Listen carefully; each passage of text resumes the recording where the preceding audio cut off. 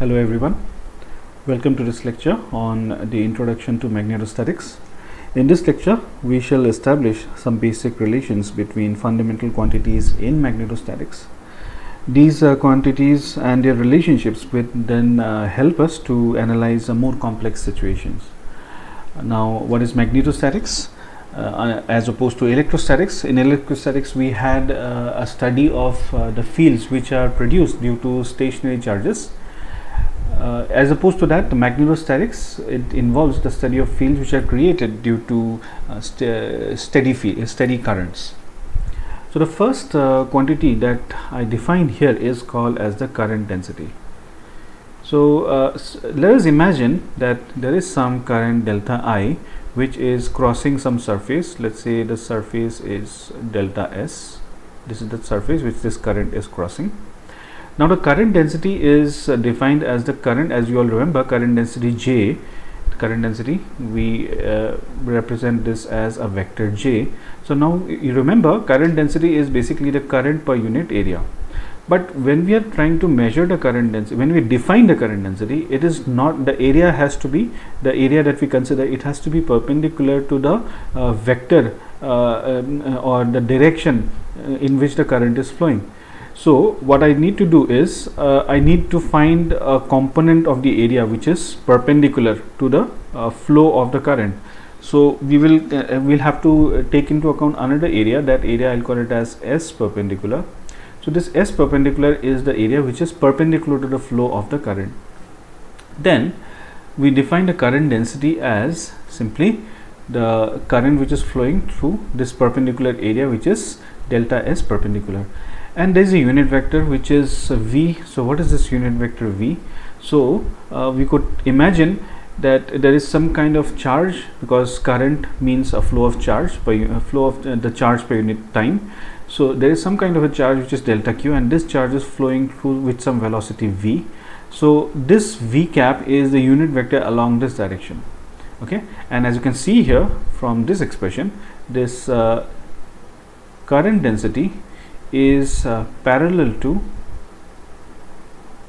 the unit vector along the velocity, or we could simply say that the unit vector along the current density, vector, is the same as the unit vector along the velocity of this charge. Okay, so this is a very simple relation that we can come up with over here. So naturally we'd like to find out what is going to be, if we know the current, which is if you know the current density, can we conversely can we find out the current which is flowing through it? So that can be done in this way. So let us say we start with the definition of the current density, which is delta J is equal to delta I by delta S perpendicular into V. So let us I'll just clarify some of the quantities that I am showing over here. So delta S is the area which is given to us. Now remember, delta S perpendicular need not always be given to us. Okay, delta S perpendicular is something that we need to imagine. The actual area may be at an angle with respect to the flow of the current. Okay, so we may not always have the luxury of the area being always perpendicular to the flow of the current. So it could be oriented anyway. So what is known to us, what is known to us is this delta S. Now any surface will have a normal vector. So this unit vector along the normal direction, this is your n cap, and let's say there is a current density vector J which is flowing in this way, and then there is a unit vector along this J, which that unit vector along J is same as the unit vector for the velocity. So these are the quantities that we have.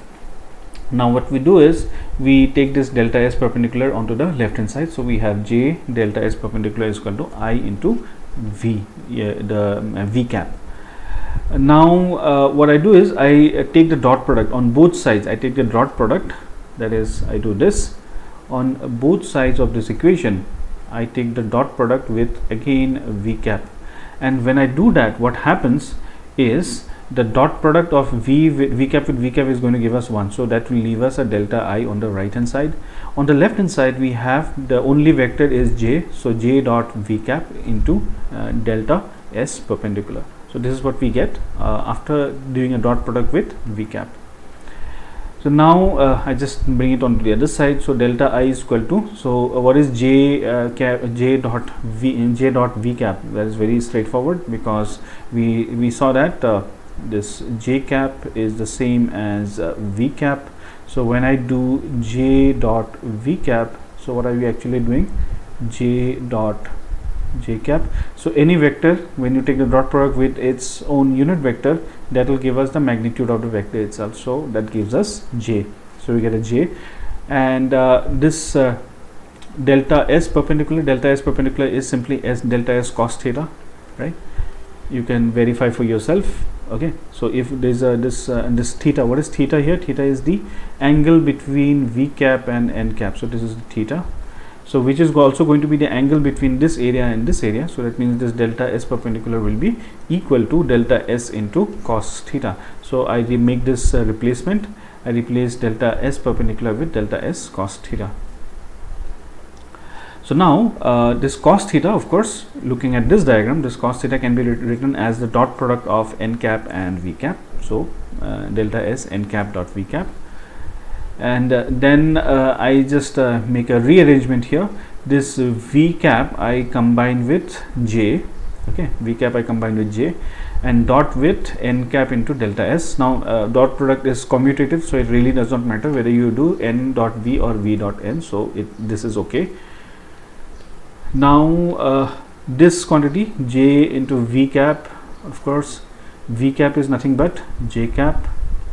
So as a result we will get j into j cap dot n cap into delta s, and j into j cap is nothing but your vector j. We get back the vector j. So delta I is equal to j dot n cap into delta s. So this equation number 1, okay, which we write as equation number 1, it tells us that the current is, spelling mistake, current is the flux of j. So we'll keep this idea in mind, because we'll be using this later on. So remember, current is basically the flux, because this is nothing but the flux. It is a flux of j. Now let us look at a specific kind of a current, which is called as a volume current. What happens in case of a volume current is, let us say I have a volume charge density. We could look at a volume current as volume charge density rho, which is moving with some velocity v. Okay, so if I have a volume charge density rho which is moving with some velocity v, we can consider this to be a volume current. So I have a certain area. I can take some certain area. So let me draw this over here. So let us say I consider some small area. Okay, so this area is your delta s. This area is fixed in space. So this is your delta s. Now this charge density is moving. Okay, so along, what will happen is, along with this charge density, this area also is going to move forward. So by how much distance will this charge density will it move forward? So it's going to move forward by this much, and this distance is your v into delta t. So if delta t is the time, right, for this charge density to move from this point to this point, then the distance moved by it is v delta t. Okay, so if I have, let's say, because this charge density is moving, there are two things that I can do. I could consider the charge which is passing through this area delta s. Okay, what is the charge that is crossing this area delta s in time delta t? And this could also be equivalently, it could be considered as what is the total charge which is contained inside this pad within the volume of this parallelepiped. Okay, so in general, remember this area, this delta s need not be perpendicular to v, so that's why it is not going to be a cube, or it is not going to be a cuboid. In general, it's going to be a parallelepiped. So if I want to find out how much of charge is flowing through this surface, alternately we could also find out how much of charge is contained within the volume of this parallelepiped, because that's easier to find out, because we already know what is the charge density is rho, and if I want to find out the volume here, all I need to do is this charge density, sorry, if I want to find out how much of charge is contained over here, all I need to do is I need to just multiply the charge density with the volume of this infinitesimal volume. Okay, so what is the volume of the parallelepiped? That is easy. Volume of the parallelepiped is basically the perpendicular surface, because this delta S is this surface area, so we have to take the surface which is perpendicular to V. So perpendicular surface into the length, which is V into delta T. So this is the volume of the parallelepiped. Now the perpendicular, as we had seen earlier, delta S perpendicular is simply delta S into cos of the angle between delta S and delta S perpendicular, and that cos theta is equal to n dot V, and then we have a V delta T. Now I combine this V and V cap, this combination of V and V cap, this leaves behind this n cap outside, so n cap dot V into V cap, and this V into V cap is going to give us the velocity vector V, the velocity with which the entire this volume charge density is moving forward. So this is the volume of the parallelepiped. Okay, so therefore what is the charge which is contained, the total charge is contained inside the parallelepiped? It will be simply rho times this volume. So substitute this quantity, so we have rho times delta S into n cap dot V cap into delta T. So this is going to be the charge which is contained inside this. So now this delta I just bring just do a little bit of rearrangement over here again, because n cap dot V is equal to V dot n cap, so I did bring this V over here, so rho into V dot n cap into delta S delta T. So this is the charge which is contained. Now you can observe here that we have delta Q on the left hand side and there is a delta T on the right hand side. So if I take the delta T on to the left hand side, we get delta Q by delta T. That itself is the current, because current is charge flowing per unit time. So delta Q by delta T is your the current, that is delta I, and this is going to be equal to whatever is left behind, that is rho into V dot n cap into delta S. So that is equation number 2. So now if we compare equation number 2 with equation number 1, okay, so over here equation number 1 is here, J dot n cap delta S, and here you see the left hand side is the current delta I, here also left hand side we have delta I, that means the right hand sides must be the same. So J dot n cap into delta S here, and we have rho V dot n cap into delta S. You can see here what is same, this n cap into delta S, n cap into delta S here, and n cap into delta S here. That means this J must be equal to rho into V. So making this comparison from equations 1 and 2, we get this fundamental relationship between these microscopic quantities. So if I want to find out what is the the current density at any point, all I need to do is find out what is the charge density at that point and find out what is the velocity of the charges at that point, multiply these two, that is going to give us the current density. So J is equal to rho into V. So this is a very, very fundamental relationship between these three microscopic quantities. Okay. Alright, so now we can not extend this, we could actually work backwards and do the same thing for surface current. So what is a surface current? Surface current is when a charge flows over a surface, we describe it by a surface current density. So let us say I have some surface, I've just picked up this figure from Griffiths. So I have, let's say, some surface, and on this surface some current is flowing. Okay, we have some surface and on this surface some current is flowing. Then we could define what is called as a surface current density. The surface current density is denoted by K. And now suppose I split this into small ribbons. So okay, imagine that we have a surface and you take a pair of scissors and you cut this into small ribbons. So we consider one such ribbon, and the current is flowing, and we can consider this to be like a channel through which some current is flowing. So we have one of these ribbons, and through this ribbon some current DI is flowing. So this ribbon I call it as DL perpendicular. Okay, so this is called as DL perpendicular because this length is taken perpendicular to the flow. So this is the infinite width of a ribbon which is running parallel to the flow of the charge. Then what is di? Di is the current which is confined within this ribbon. Now note here that I am writing this di as a vector. We will see very soon, because when we define, this is actually the linear current density. Okay, this di is known as the linear current density, which will come to that very soon.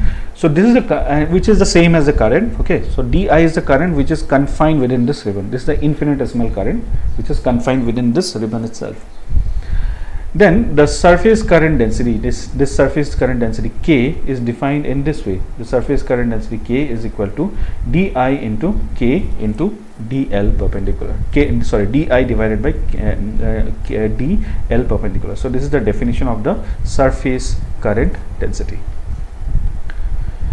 And we can show that this surface current density is equal to, just like in the previous case, the volume current is equal to rho into V. So volume current is equal to volume charge density into V. In a similar way, surface current density is equal to surface charge density into V. So what is this here? So here this sigma is the surface charge density, okay, the charge density on the surface, that when I multiply with, this is a microscopic quantity, and this when I multiply it with the local velocity at that point, that is going to give us the surface current density at that point. So essentially what this implies is we are basically thinking of it in this way, just like how we had imagined the volume current. We took a volume charge density and made it move. So equivalently, we could also think of it that way. We have a surface charge density, and this surface charge density sigma, and this surface charge density sigma, we are making it move with a velocity v.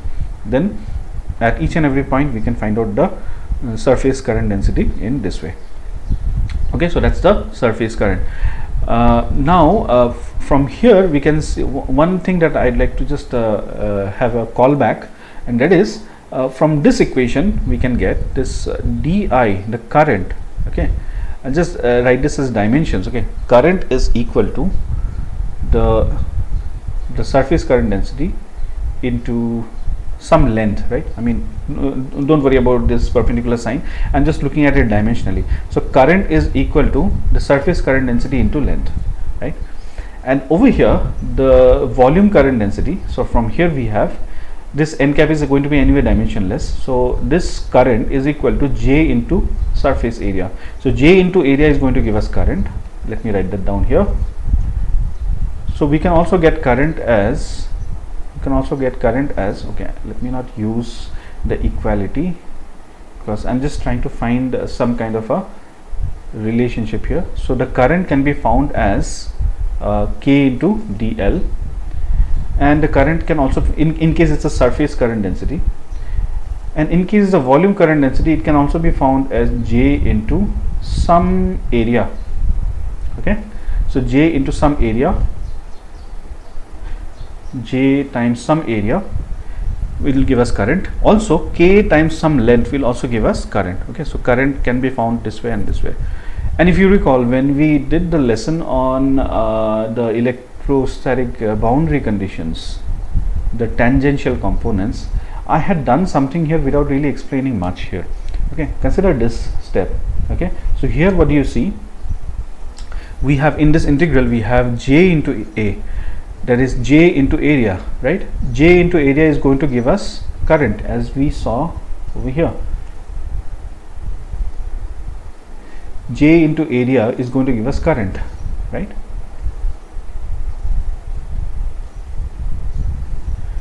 So J into A gives us current.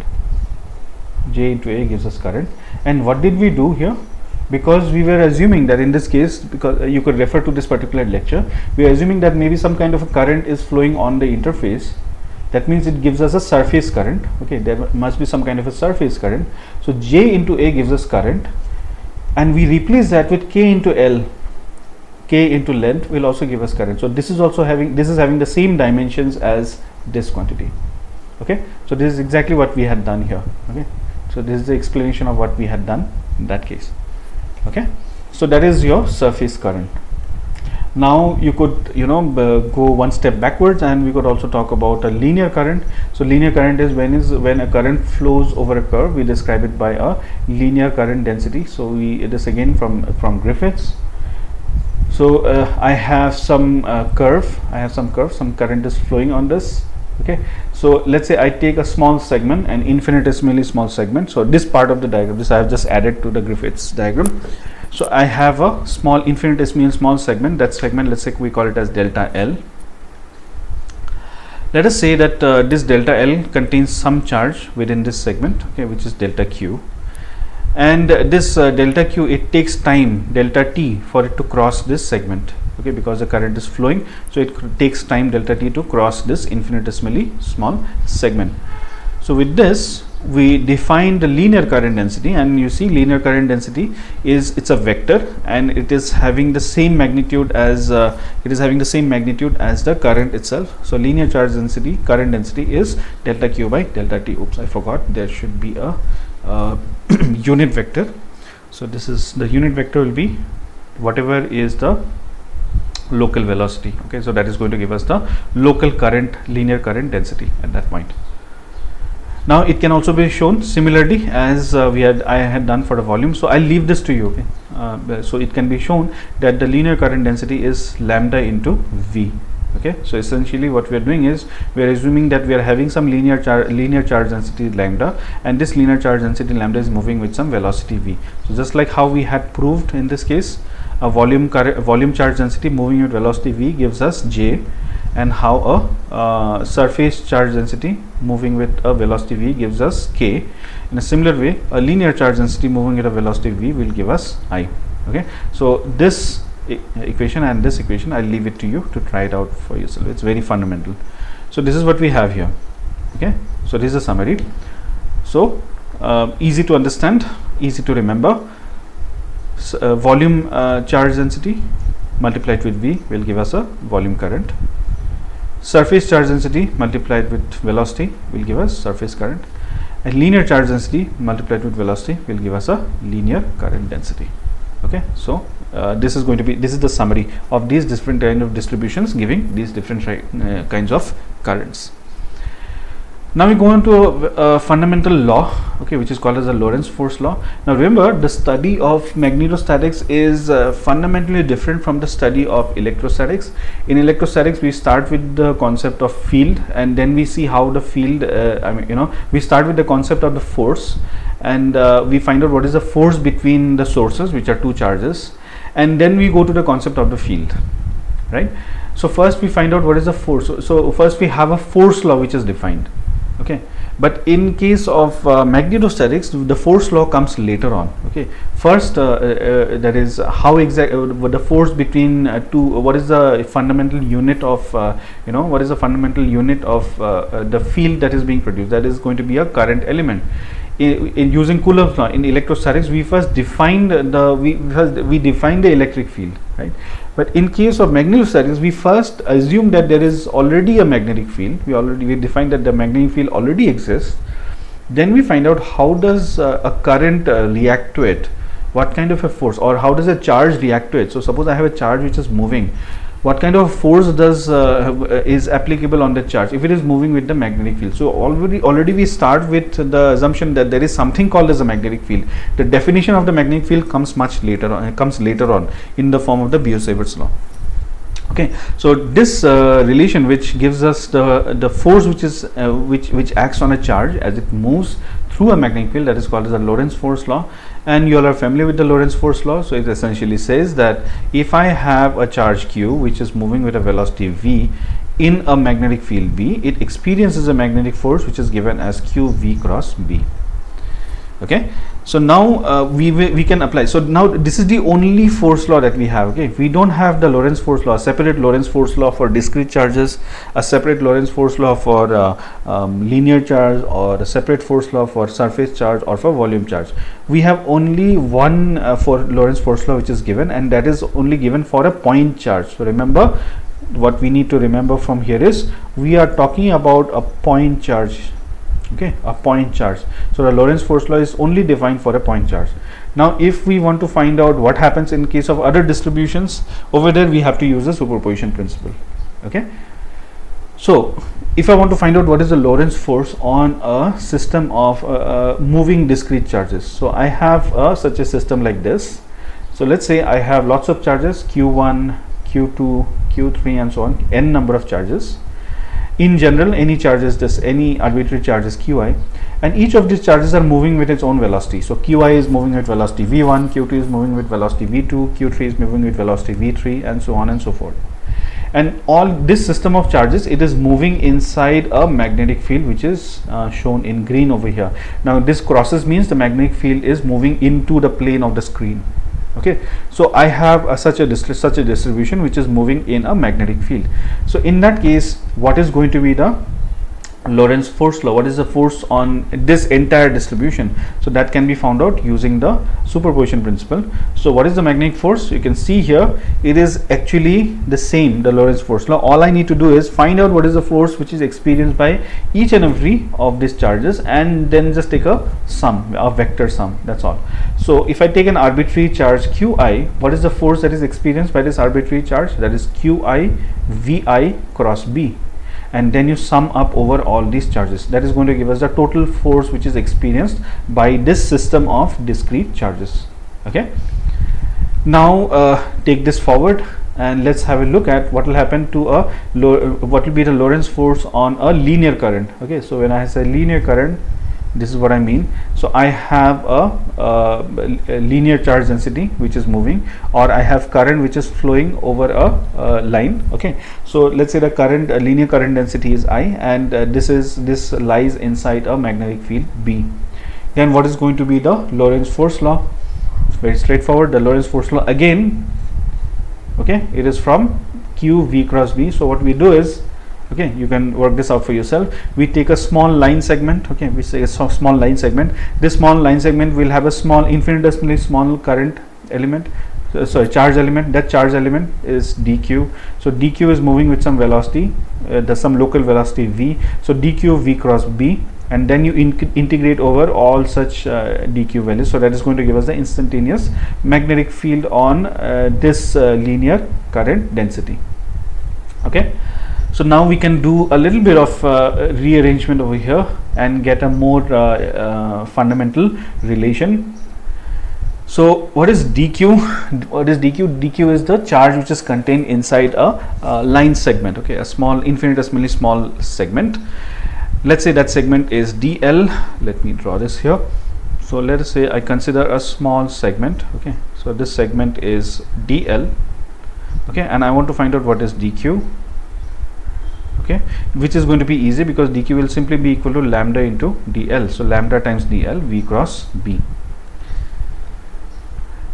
Okay, so now let's take this v onto this side. So lambda I combine with v, lambda into v dl cross b. So now again lambda and dl, these are all scalar quantities. V is the only vector, so it's okay as long as I don't change the order of the cross product. I'm fine. So b is still on the right hand side of the cross product, so it's still fine. So lambda v into dl. Now lambda into v, this is something that we recognize, right? Lambda into v is the linear current density. So lambda into v is the linear current density. So this gives us the magnetic force on this. The magnetic force on this linear current is equal to, this is I dl cross b, I dl cross e, vector I dl cross b. But usually we don't write it like this. We don't keep the vector, we don't consider I as a vector. Okay, we take the line segment as a vector. Okay, because I, put it simply, I is this current is not a vector because it does not transform as a vector.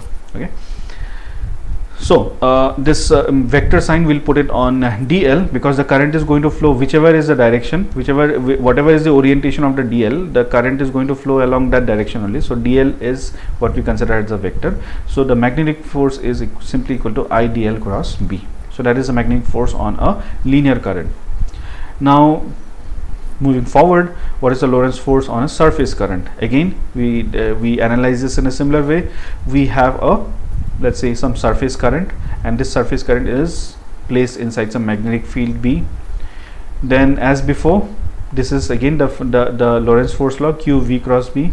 So dq v cross b. So we take a small area element. You can do it for yourself. You can take a small area element. That area element will have a local velocity v. The charge inside that element will have a local velocity v. So that charge is dq. So dq v cross b. So that is going to be the, and then you integrate over the entire surface. That is going to give us the magnetic force. Again, what is dq? Dq is sigma times dA, so dq is sigma times dA v cross b. Again, like previously, we take this v inside, okay, and when we take this v inside, we have sigma into v and sigma into v. What is sigma into v?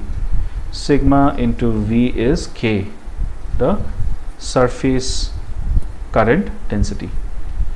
So this gives us F magnetic is equal to, this is nothing but k, so k dA cross b. So we leave it just like that. And finally, we have the volume, the Lorentz force on a volume current. So here also extending this idea, so we have, let's say, some volume charge density, and there is some charge density, and over there is some flow of current which is happening. So at some local point, let's say there is some the current density J, and this is immersed inside a magnetic field B. So in that case, what will happen? In a similar way, we'll take a small volume element, okay, we take a small volume element, and inside that small volume element there is going to be some charge dq. So dq, the local velocity there, so dq into v cross b, and integrate over the entire volume. That is going to give us the Lorentz force, the entire Lorentz force on this the volume current. Now again, what is dq? Dq is simply rho times d tau. D tau is the infinitesimal volume, so rho into d tau. Now again, I take this v on this side, okay, rho into v, and rho into v is nothing but your j, okay, so this is nothing but j.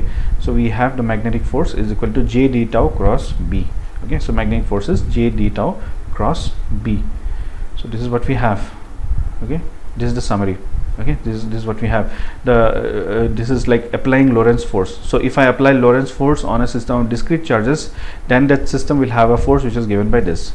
If I have a linear charge and I apply the Lorentz force law, okay, if I put it in a magnetic field applying Lorentz force law, the magnetic force on a linear charge is going to be this. On a surface charge, this is going to be a magnetic field, and on a volume charge, this is going to be the magnetic field, okay, so sorry, magnetic force, okay. So this implies, okay, this these equations, these suggest that the following quantities, they are equivalent. If you notice here, so we have a cross B here. You see the left hand side has got magnitude of force. Then we have a cross B here, a cross B here, a cross B here, and a cross B here. That means whatever is left behind. Now you see here, the cross B, it is going to be, it is a constant, as you can see here. The magnetic field, I am assuming it to be constant, right? The magnetic field is independent of the distribution. Okay, so if the magnetic field is independent of the distribution, the magnetic field is going to come outside the summation here. The magnetic field is going to come outside the summation. So we might as well take the summation and take the cross B outside. Similarly, the magnetic field is going to come outside the integral here, and it's going to come outside the integral here also, and it is going to come outside the integral here as well. Okay, so here we have F magnetic on the left hand side. On the right hand side, we have something cross B, something cross B, something cross B, something cross B. So this suggests that these something quantities that I have drawn here inside the parenthesis, these something quantities, they are all equivalent. So which means summation Qi Vi is equivalent to integral IdL, which is equivalent to integral KdA, which is equivalent to integral J d tau. Okay, so these are the quantities. This is the equivalence of these quantities. Okay, all right. Finally, we come to a very important relation. This is called as the equation of continuity. Now, any continuity equation, fundamentally, it comes from some conservation law. Okay, so the equation of continuity in magnetostatics, it comes from the conservation of electric charge. Okay, because it's magnetostatics, that means we are allowing the charges to move, okay, in a steady manner. So that means but even if we allow the charges to move, there is the total charge within any volume always must be conserved. So this conservation of electric charge, it takes a form which is called as the equation of continuity. Okay, so let us say I have some surface S, which is placed inside some current density field J, because remember J is a vector, it's a vector, so it's a vector field. Okay, so inside let's say I take if I have a volume and I go inside this volume, I have a field of J. Okay, so inside that field of J, I take a surface S. Okay, Then if I have an infinitesimal area element dA, okay, and this n cap is the normal to this infinitesimal area element, and J is the current which is flowing through this. Now remember what I told some time back, current is the flux of J, right? So current is the flux of J. So Di, the current which is flowing through this, is simply the flux of J, that is J dot n cap into dA. J dot n cap into dA is going to give us the current. So the total current which passes through this surface is going to be simply the integral of this. So I is going to be integration over S J dot n cap into dA. Okay, so if similarly if I have this closed surface, so let's say I have a closed surface, okay, closed surface S. This closed surface S, it encloses, let's say, some volume. Then I want to find out what is the total current which is flowing through the surface. What is the total current which is flowing through the surface? So I take a representative area element, and over here the normal is n cap, and there is going to be some current density J. So again it's a flux J dot n cap into dA. This time I have to integrate over a closed loop. So this is going to give us the total current which is flowing through it. Now one more thing, because it's a flux and we know that flux can be positive as well as negative, the current could also be positive or negative. So what do you mean by the current being positive or negative?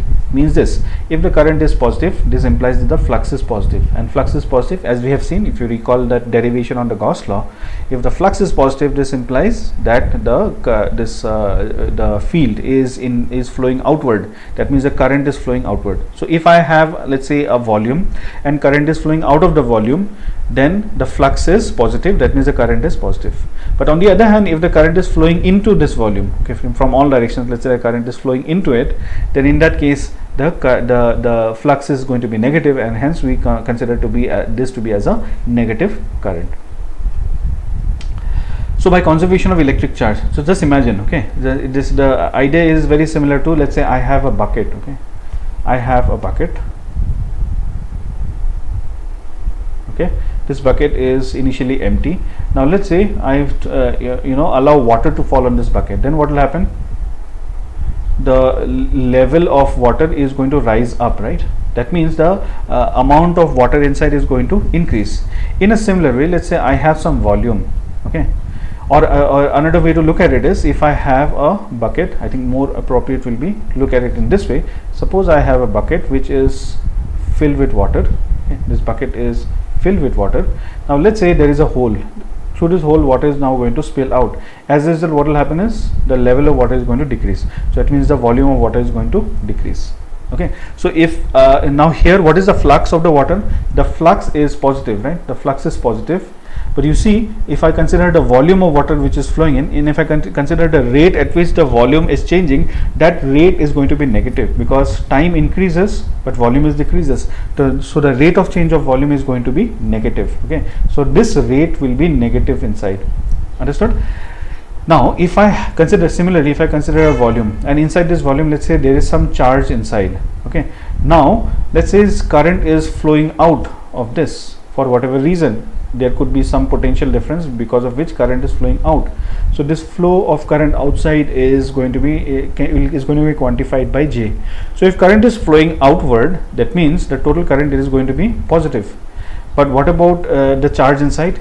According to conservation of charge, if current is flowing out, then definitely the charge inside should decrease. The charge inside should decrease. If the charge inside decreases, then if I take the rate at which the charge inside, the rate at which the charge inside is changing, this rate has to be negative. That's the only way you can satisfy the conservation of electric charge.